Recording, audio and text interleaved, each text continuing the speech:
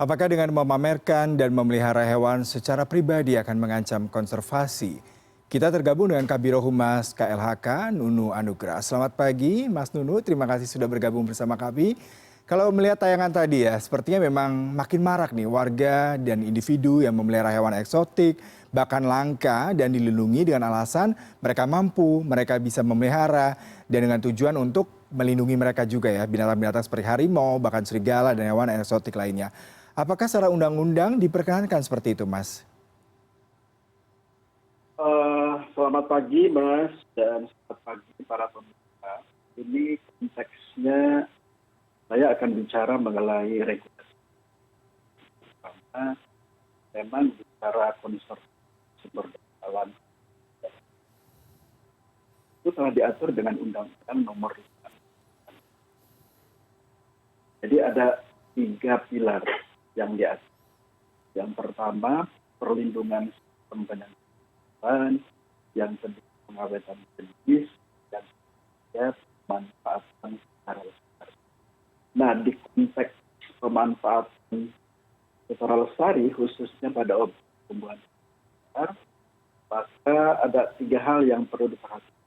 Pertama, tentang yang kedua daya dukung, dan ketiga keanekaragaman jenis tumbuhan dan maka di konteks pemanfaatan ada 3 mekanisme yang harus dipenuhi. Pertama, mekanisme perizinan.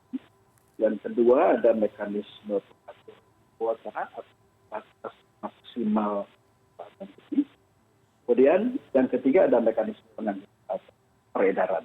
Nah, pengaturan-pengaturan yang saya sebutkan tadi ini untuk menjamin tercapainya sustainability. Kemudian yang kedua tercapainya traceability. Ketelusuran itu juga Baik. kita lakukan. Baik, Mas Dudu. Kalau kita bicara mengenai hewan yang dilindungi, hewan liar dan eksotik seperti Ya, tadi, rata-rata memang tidak semua orang bisa mendapatkan akses untuk mendapatkan hewan tersebut. betul, Dan seperti betul. apa sebenarnya prosedurnya? Apakah memang orang-orang tersebut bisa mendapatkan langsung, mengimpor, ataupun seperti apa sebenarnya sehingga prosedurnya bisa sedemikian legalitasnya begitu mudah ataupun sepertinya mereka tidak mendapatkan kendala seperti itu? Baik. Eh, Dalam konteks pemanfaatan jenis tumbuhan dan satwa liar itu sudah diatur dalam peraturan pemerintah nomor 8 tahun 19 tentang pemanfaatan jenis tumbuhan dan satwa liar. Artinya pemanfaatan jenis tumbuhan dan satwa liar ini adalah sumber daya Oke. alam hayati dalam konteks tumbuhan dan satwa liar atau bagian-bagiannya hasil daripadanya. Maka bentuk pemanfaatannya ini sesuai dengan PP 8 diatur bentuknya untuk yang penelitian dan penelitian. Ada untuk penangkaran, ada untuk perburuan, perdagangan, pertukaran, budidaya tumbuhan dan pemeliharaan untuk pangan. Nah, kemudian di peraturan pemerintah nomor 7 tahun 19 tentang pengawetan jenis tumbuhan dan satwa itu diatur di pasal 15 dan 16 ketentuan pemeliharaan di luar habitat. Karena kita menganut 2 strategi, Mas. Yang pertama strategi konservasi. Artinya konservasi dilakukan di habitat alam. Kemudian ada strategi konservasi eksis atau di luar habitat. Maka ketika pemeliharaan jenis tumbuhan dan satwa liar di luar habitatnya dilaksanakan untuk menyelamatkan sumber daya genetik dan populasi jenis tumbuhan dan satwa liar.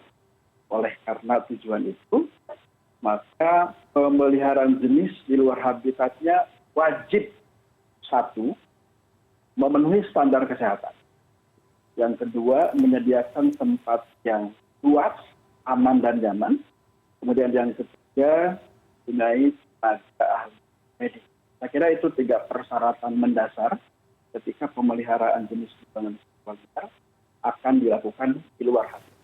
Nah, sesuai dengan regulasi kita, maka ruang untuk publik melalui prosedur izin penangkaran tumbuhan yang diatur di dalam Peraturan Menteri Nomor 19 Tahun.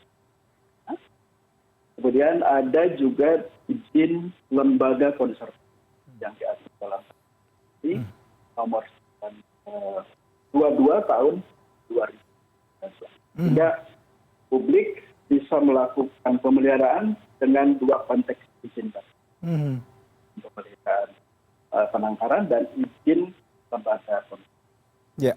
Mas Inu, kalau dengan prosedur yang sedemikian ketat ya berarti tidak sembarangan semua orang bisa memelihara dengan alasan untuk konservasi dan pengembangbiakan. Karena tadi misalkan dari izin lokasi, pengembangbiakannya, kemudian juga perawatan, kesehatan, itu lumayan jelimet ya karena memang lokasinya harus besar, layaknya alam mereka di lokasi di tempat mereka berasal.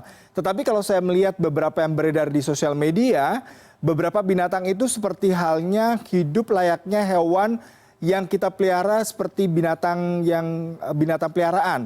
Mungkin kayak tadi dikasih makan seperti halnya mungkin kucing, anjing, peliharaan pet yang biasa kita sudah didomestikkan. Apakah ini termasuk pelanggaran, Mas? Dan lalu bagaimana ke depannya sehingga tidak terjadi lagi pelanggaran-pelanggaran seperti ini sehingga masyarakat tidak salah kaprah? Ya. Dalam konteks pemeliharaan jenis tumbuhan dan satwa liar di luar habitat, ya, melalui penangkaran dan penangkaran, maka prinsip kelolanya adalah melalui pendekatan kesejahteraan. Nah, kesejahteraan satwa di aturan dideskripsikan sebagai five freedom of animal welfare.